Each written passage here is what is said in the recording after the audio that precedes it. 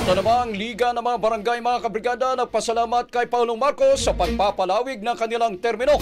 Mula sa Malacanang, Brigada Maricar Sargan, i-brigada mo! Brigada Live Report.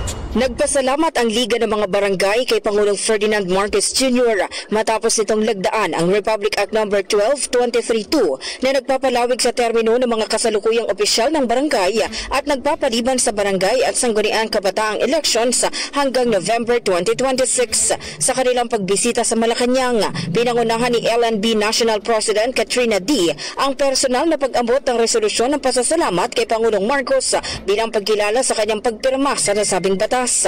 Kasabay ng naturang pulong, tinalakay din ng Pangulo at mga opisyal ng LNB ang mga hakbang para mapalakas ang pamamahala sa barangay, kabilang ang mandatory training para sa mga opisyal at pagpapatupad ng Seal of Good Local Governance for Barangays. Tiniyak din ng Malacanang ang suporta sa mga panukalang batas gaya ng Magna Carta for Barangay Officials at iba pang reformang magbibigay ng karagdagang benepisyo at proteksyon sa mga lokal na leader.